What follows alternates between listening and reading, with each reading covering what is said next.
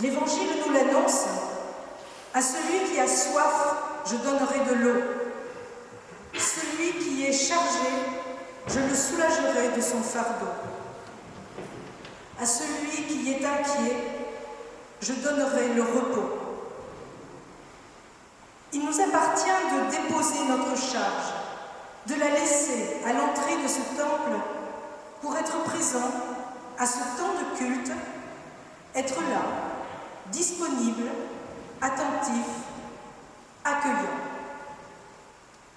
Déposons maintenant notre souci. Le seul risque que nous prenons, c'est de ne pas le retrouver en partie. Je vous invite peut-être tout simplement, puisque Edith vous l'a dit, certaines choses pourraient nous manquer, en tout cas dans un premier temps, notamment de chanter, mais on pourra prier le Notre Père ensemble tout à l'heure, chacun dans l'intimité de son masque. Mais peut-être tout simplement, moi je vous vois tous et vous êtes très beaux, prendre un tout petit moment maintenant, vraiment quelques secondes, tournez-vous et on peut se saluer, c'est un geste universel. On peut se dire bonjour, regardez, tout le monde est là, la communauté s'est rassemblée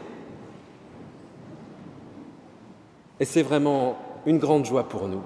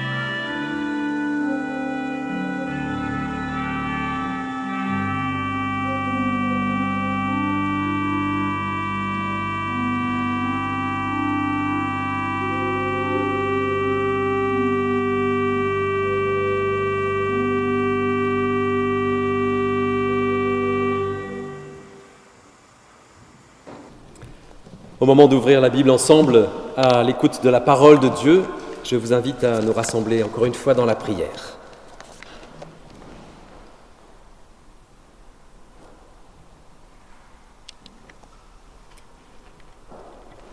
Seigneur notre Dieu, c'est ta parole qui vient à notre rencontre. Elle est bonne nouvelle pour tous. Nous te prions qu'elle vive en nous par ton esprit, qu'elle nourrisse notre foi, qu'elle soit lumière sur nos sentiers et promesse dans notre vie. Oui, que notre cœur reçoive l'espérance de l'Évangile et batte au rythme de ta joie. Amen.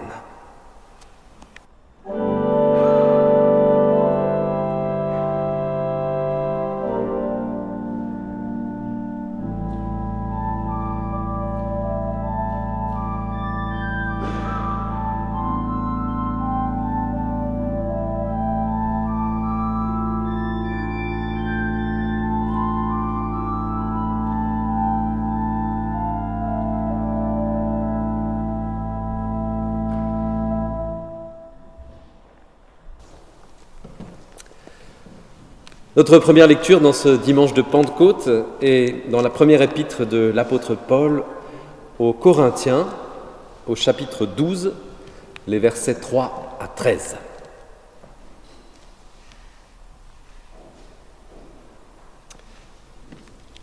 « Je vous le déclare, écrit Paul, personne parlant sous l'inspiration de l'Esprit de Dieu ne dit « Maudit soit Jésus ».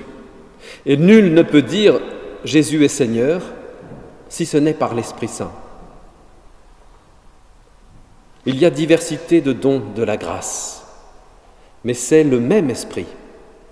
Diversité de ministères, mais c'est le même Seigneur.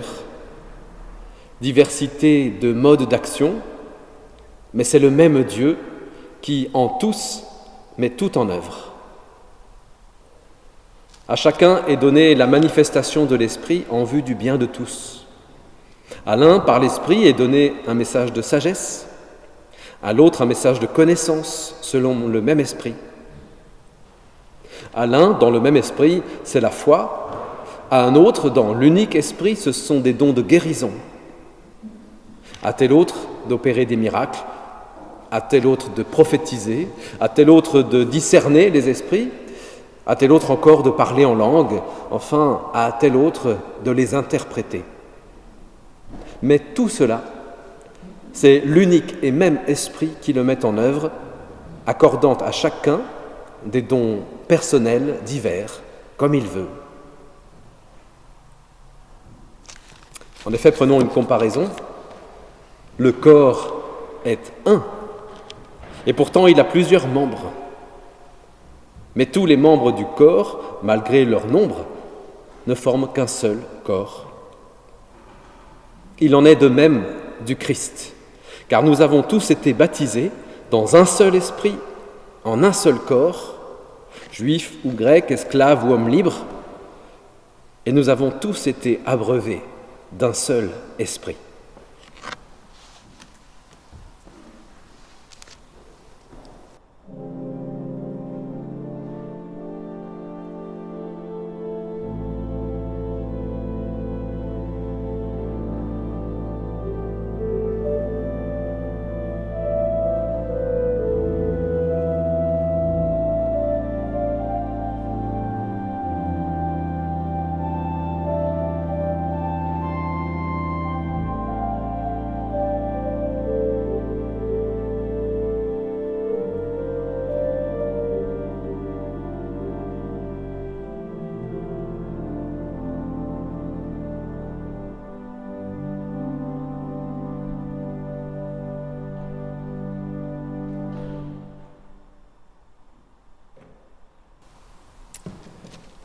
Notre deuxième lecture est dans le livre des Actes des Apôtres, au chapitre 2, les versets 1 à 11.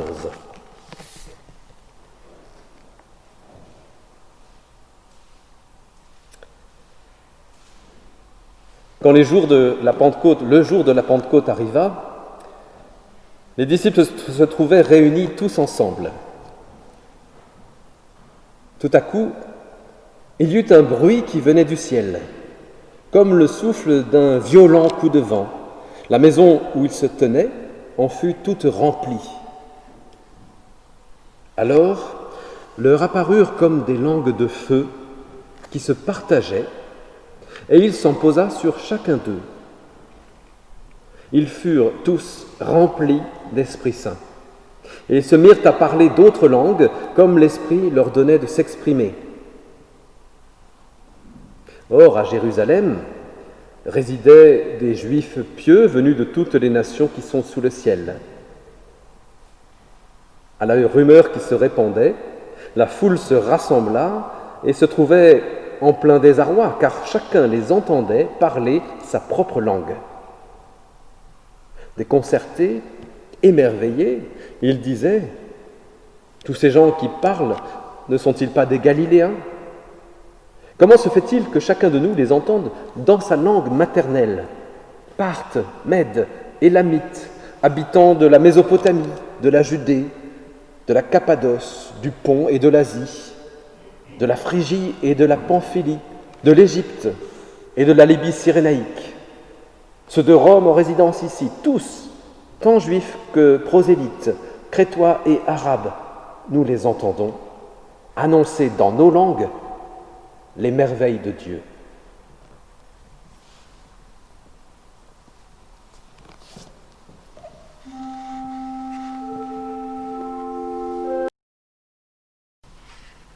Chers amis, nous avons donc ouvert la Bible dans ce livre des Actes des Apôtres.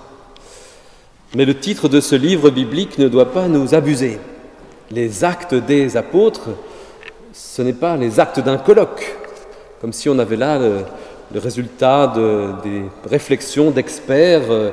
On les voit confortablement assis dans leur fauteuil, échangeant des considérations rhétoriques sur un sujet pointu.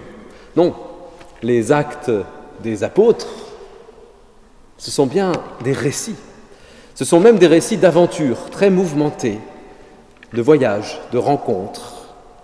Récits de ces femmes et de ces hommes qui vivent les premiers temps de l'Église chrétienne.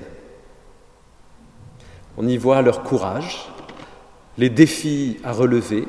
Il y a de l'action, il y a du rythme, à l'image du récit fondateur que l'on vient de lire ce matin, celui de la Pentecôte.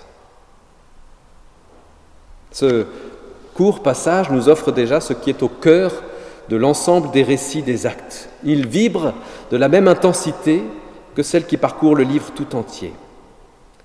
L'Esprit Saint remplit les disciples rassemblés là, de la même façon que le souffle du vent, comme c'est dit dans le texte, remplit toute la maison. Cette plénitude, c'est une forme d'accomplissement. Le don de l'Esprit aux disciples accomplit quelque chose au nom de Dieu. Mais cet accomplissement ne signifie pas qu'il n'y a plus rien à faire, qu'on peut se reposer sur ses lauriers.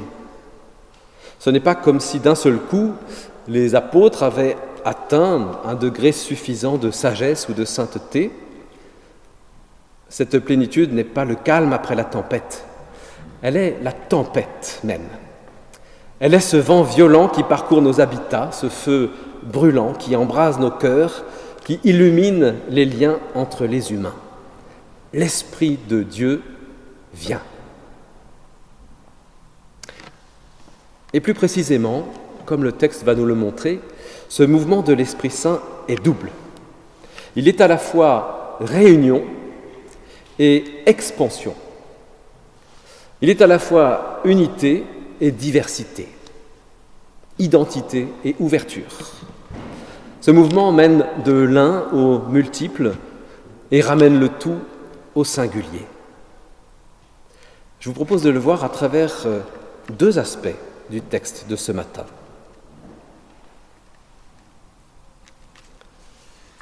Tout d'abord, l'auteur de ce passage fournit un certain nombre de détails géographiques et chronologiques qui peuvent paraître des aspects de pure indication dans la narration, mais qui vont pouvoir orienter notre perception. Un premier mouvement est assez facilement repérable. C'est celui qui dessine d'ailleurs toute la dynamique des actes des apôtres. C'est un mouvement qui relie le groupe des disciples réunis dans la maison, regroupés entre eux, et puis la foule de Jérusalem, la multitude qui va les entendre parler des merveilles de Dieu, chacun dans sa langue. On part donc du petit club des apôtres, et puis le mouvement s'élargit dans un premier temps à quelques autres, les femmes et les frères de Jésus, et puis enfin ce sont ici tous les peuples d'une Jérusalem très cosmopolite qui vont être touchés par la parole de Dieu. Donc vous le voyez, depuis la chambre haute de cette maison qui abrite ceux qui ont vécu l'ascension, le départ de Jésus, depuis cet endroit, l'Esprit déverse les témoignages de la grandeur de Dieu sur toutes les places de la ville, pour toucher chaque nation. Et on a là comme un échantillon symbolique qui nous est donné par le texte dans cette liste aux noms exotiques pour nous, la Pamphylie, etc. C'est une douzaine d'origines différentes qui sont citées par l'auteur. Il y a des Juifs, puisque c'était une fête de pèlerinage à Jérusalem, donc beaucoup de Juifs se trouvaient là à Jérusalem. Mais il y a aussi, nous dit le texte, des prosélytes, des hommes qui, sans être eux-mêmes juifs de naissance, partagent la foi juive. Le souffle de l'Esprit dessine ici un mouvement qui prend naissance dans la réunion de quelques-uns qui ont reçu du Christ la promesse d'un baptême d'Esprit et qui s'étend à la multitude, qui se propage au-delà des murs et des frontières. Le texte nous donne une autre indication qui là aussi pourrait nous sembler un peu anecdotique ou anodine, mais à laquelle je voudrais prêter attention avec vous.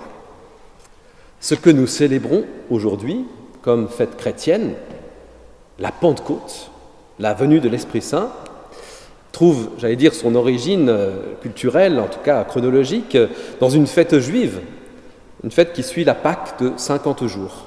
C'est la fête des moissons, cette fête juive, qu'on dit Shavuot en hébreu. Et ces fêtes sont fixées suivant un calendrier lunaire. On se demandait, à la maison d'ailleurs je crois, comment était fixée Pâques. Et donc Pâques, c'est, retenez bien, le dimanche qui suit la première pleine lune du printemps. Voilà, c'est pour ça que Pâques est une fête mobile qui n'est pas toujours le même jour du mois. Et donc, que ce soit dans le calendrier des fêtes juives ou chrétiennes, Pentecôte pour la fête chrétienne, Shavuot pour la fête juive, suivent Pâques de 50 jours. C'est comme ça qu'elle est fixée. 50 jours après Pâques, c'est Pentecôte. Il y a déjà quelque chose dans cette cinquantaine, on nous a beaucoup parlé de quarantaine, je parle de cinquantaine, il y a quelque chose de dynamique. 50 jours, on pourrait dire, voilà, ils ont compté, ils en ont décidé, et puis voilà. Ce n'est pas simplement cette équation d'un calendrier pour calculer la date de la fête. C'est une période, c'est une durée.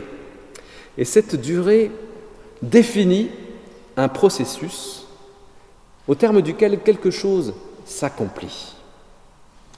Si on regarde bien le sens d'origine de ces deux fêtes, à Pâques, dans l'origine juive, on offre en offrande les prémices des récoltes, c'est-à-dire les tout premiers fruits de la première récolte. C'est ce qu'on offre à Pâques. Alors qu'un Shavuot, à la fête des moissons, Pentecôte pour nous, eh bien, on offre la pleine maturité des récoltes. Vous voyez déjà que ces deux dates ne sont pas isolées comme des événements ponctuels, mais au contraire, il y a un mouvement de l'une à l'autre, et un mouvement très précis qui esquisse cette perspective de croissance, l'accomplissement d'un processus qui est ici symbolisé, représenté par le cycle de la production agricole. À Pâques, les prémices, à Pentecôte, la récolte arrivée à maturité. Cet accomplissement a aussi son importance sur le plan théologique, bien sûr. À Pâques, le peuple juif commémore la sortie d'Égypte, la libération des Hébreux par la puissance de Yahvé, et le début de ce temps au désert. C'est en quelque sorte l'adolescence du peuple juif, un moment où il va faire son apprentissage, un moment d'émancipation aussi et d'autonomie. C'est une période où le peuple va se forger une identité, le temps du désert. Mais il faut attendre un peu plus tard, il faut attendre le don de la loi sur la montagne du Sinaï. Il faut cette alliance formalisée par Dieu pour que le peuple hébreu entre totalement dans l'âge adulte. Or, voilà, c'est précisément ce que commémore la fête des moissons Shavuot sur le plan religieux, le don de la loi, le don de la Torah par Dieu au peuple d'Israël pour le faire entrer pleinement dans la maturité de la relation qu'il noue avec lui. Alors vous voyez, c'est dans ce contexte des fêtes et de leur signification que l'auteur du livre des Actes des Apôtres a pris soin de situer ce récit fondateur pour la première communauté chrétienne, cette expansion en marche. Voilà que l'effusion de l'Esprit Saint, qui initie le mouvement de croissance de la première communauté chrétienne, prend place à Pentecôte, fête de l'accomplissement, fête de la maturité. On peut penser qu'il y a là une volonté forte de donner un signal, notamment aux premiers lecteurs de ces écrits qui sont encore imprégnés de culture juive. Il y a des commentaires juifs sur la Bible qu'on appelle le Talmud, et le Talmud de Babylone, qui est une partie du corpus, apporte cette précision intéressante. C'est un commentaire qui indique, qui rappelle que la loi, la Torah, n'est pas à considérer comme le bien exclusif d'Israël. Mais ce commentaire met le doigt sur le fait qu'au Sinaï, la loi qui est donnée par Dieu au peuple hébreu est en fait proposée à toutes les nations. C'est un verset du prophète Jérémie qui est utilisé pour illustrer ce propos. Ma parole ressemble à un feu, à un marteau qui pulvérise le roc. C'est au chapitre 23 du livre de Jérémie. Voyez que l'alliance de Dieu formalisée par le don de la loi, pourrait dépasser le seul peuple des Hébreux et jaillir, telles les étincelles provoquées par l'éclatement du rocher, jaillir sur toutes les nations qui souhaiteraient la recevoir. C'est ce que rappelle ce commentaire biblique. Peut-être que vous voyez déjà le parallèle avec Pentecôte.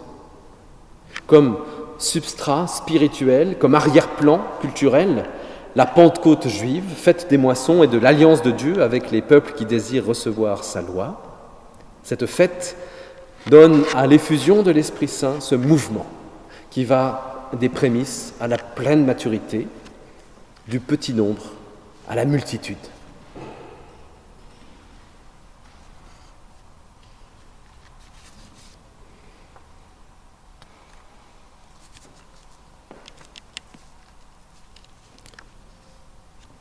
C'était le premier aspect que je voulais souligner avec vous. Le deuxième aspect de ce texte, qui témoigne donc de cette dynamique, c'est la question assez centrale aussi autour des langues.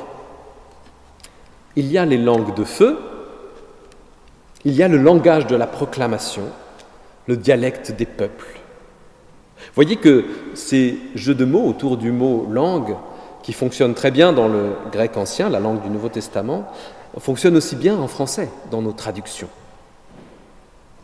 On dit parfois que les flammes d'un incendie dans une forêt, par exemple, viennent lécher le tronc des arbres, ou que le feu dans la cheminée vient lécher les parois du foyer. C'est une expression très imagée qui parvient bien à représenter cette proximité organique de la langue de feu. On pourrait dire que le feu vient ici au plus près, qu'il est fascinant, on le sait, mais aussi dangereux, presque menaçant. Eh bien voilà que des langues de feu font irruption dans la maison où se trouvent les disciples. Mais je crois que loin de représenter un danger, ces langues de feu participent, elles aussi, à ce mouvement exponentiel de l'esprit qui se répand. On l'a lu tout à l'heure, les langues de feu se partagent pour se poser sur chacune et chacun de ceux qui se trouvent là. L'esprit unique de Dieu, comme le rappelle l'apôtre Paul, l'esprit promis par son Fils, a cette capacité étonnante, que l'on retrouve d'ailleurs dans la nature pour le feu, capacité de se diviser sans altérer son intégrité, de se partager sans rien perdre de sa puissance première, de sa percussion initiale, pour garder l'image du marteau utilisée par le prophète Jérémie.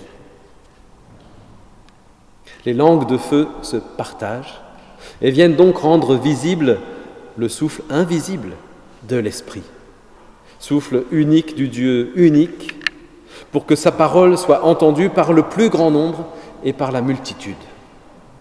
Les langues de feu permettent aux langues humaines de se délier. Elles font naître le langage de la proclamation. Pas le parler en langue que Paul évoque dans sa lettre aux Corinthiens, mais de bien réels langages des peuples.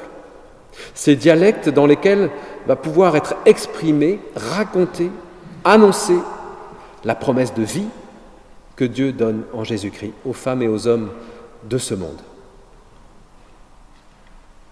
Le souffle violent du vent se régule et se détermine dans le souffle des voix humaines. Le chant chaotique et indomptable de la tempête devient polyphonie baroque, improvisée, afin que la réalité indéfinissable de l'amour de Dieu trouve son chemin dans le temps, dans les couleurs du monde qui est le nôtre.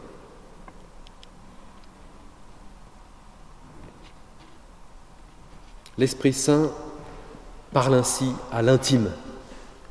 Il emplit chacun de ceux qui se trouvent réunis dans cette maison à la Pentecôte, et puis il va déborder en donnant à la parole de Dieu un espace pour être partagé, pour être multiplié, pour être déployé, tout en continuant sa route dans le creux des êtres.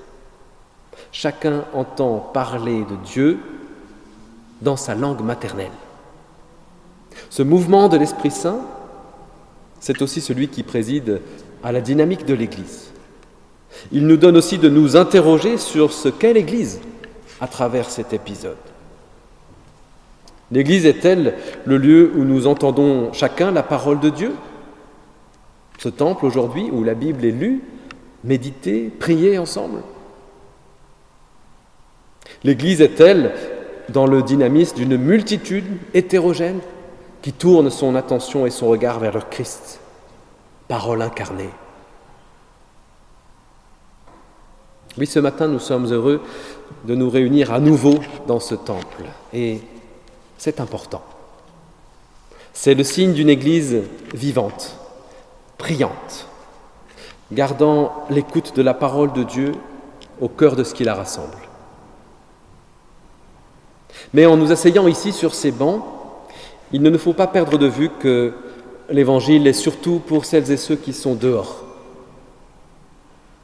Vous voyez, aujourd'hui, l'adversité nous contraint à laisser de grands espaces entre nous sur ces bancs. Cette place laissée libre est pour quelqu'un qui est attendu, espéré par Dieu. Cette place est pour quelqu'un qui attend que nous lui donnions un signe de vie depuis l'intérieur de ce temple, pour qu'il sache qu'une parole l'y attend, une parole de vie qui relève, qui donne de l'espérance, qui réjouit. Alors, il ou elle viendra peut-être un jour de sa propre initiative en osant franchir la porte, passer le seuil et s'approcher. Mais notre place, à nous, c'est de l'inviter. La mission que Dieu nous confie, c'est de lui montrer que nous ne sommes pas un club d'habitués installés dans leur routine. C'est ici la même Église que celle qui est née à Pentecôte, aussi diverse et multicolore, aussi animée et enthousiaste, parce que le même esprit inspire une parole offerte au nom de celui qui a tout donné pour que notre vie soit vraie.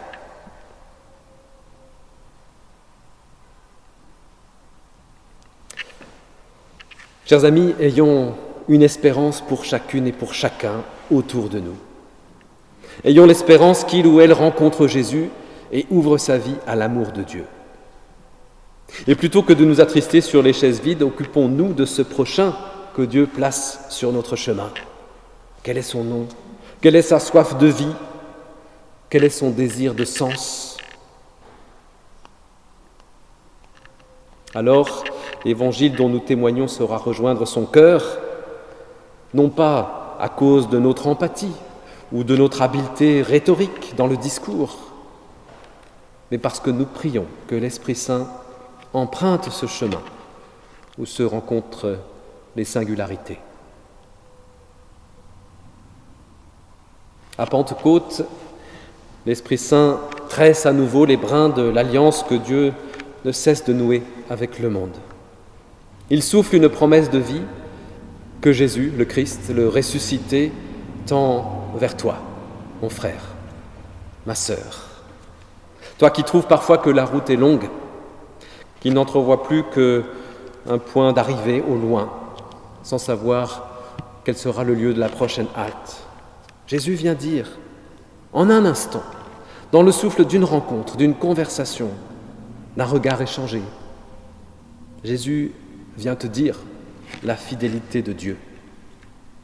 Cette fidélité soudain sortie de sa gangue d'éternité pour te parler maintenant, pour te dire l'amour et la libération qu'il ouvre comme source et horizon de ta vie. Amen. Je vous propose de vous associer à cette confession de foi que je dis en notre nom.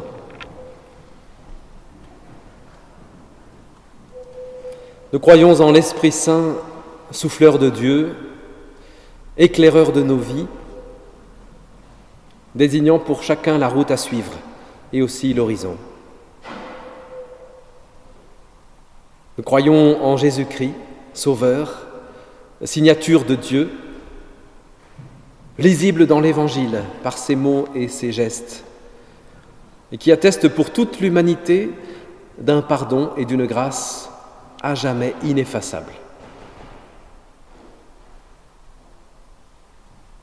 Nous croyons en Dieu, Créateur et Père de tous, dont le ciel et les étoiles chantent en silence la puissance et la gloire. Nous croyons que l'Église sur la terre proclame avec joie l'espérance imprenable du royaume qui vient.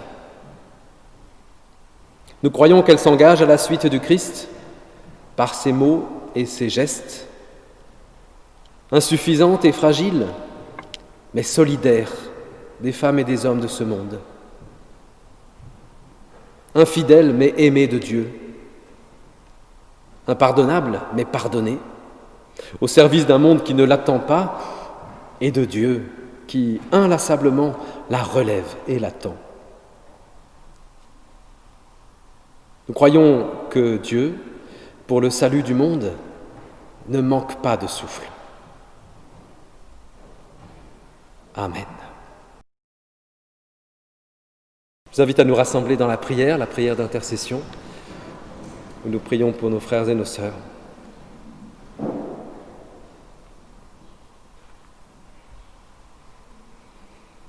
Seigneur notre Dieu, nous te prions en ce jour de Pentecôte, dans la grande joie qui anime ton Église. Garde-nous tournés vers toi et aussi vers le monde pour y faire entendre tes promesses de vie. Que ton esprit d'humilité fasse de nous les serviteurs de tous, et en particulier des plus petits, des humbles, des délaissés, de ceux qui sont opprimés par toutes sortes de misères. Que ton esprit consolateur assiste toutes celles et ceux qui sont meurtris par la vie, par les événements actuels,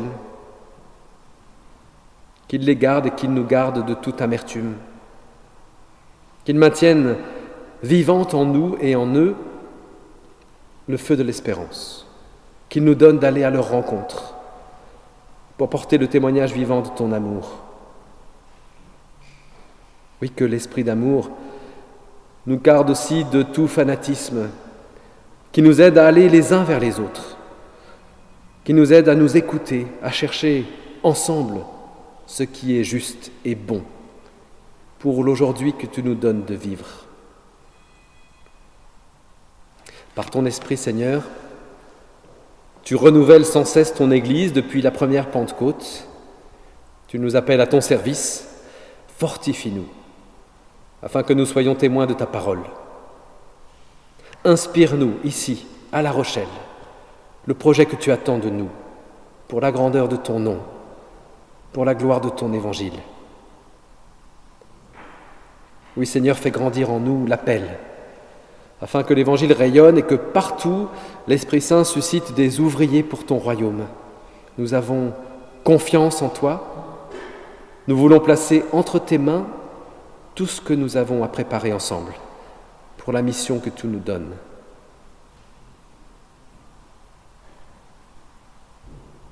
En communion ce matin avec toutes celles et tous ceux qui placent en toi leur confiance, nous te prions avec les mots que Jésus a donnés à ceux qui l'aiment. Notre Père qui es aux cieux, que ton nom soit sanctifié, que ton règne vienne, que ta volonté soit faite sur la terre comme au ciel. Donne-nous aujourd'hui notre pain de ce jour. Pardonne-nous nos offenses, comme nous pardonnons aussi à ceux qui nous ont offensés. Et ne nous laisse pas entrer en tentation, mais délivre-nous du mal, car c'est à toi qu'appartiennent le règne, la puissance et la gloire, pour les siècles des siècles. Amen.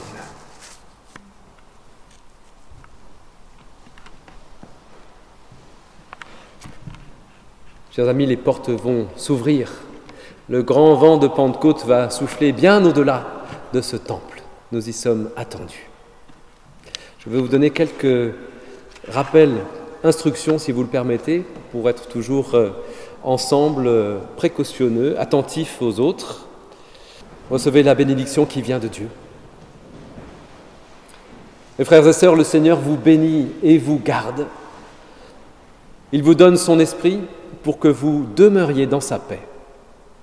Que la joie de l'Évangile vous anime, qu'elle porte vos pas à la rencontre du seul Sauveur, Jésus-Christ. Au nom du Père, du Fils et du Saint-Esprit, recevez sa paix. Amen.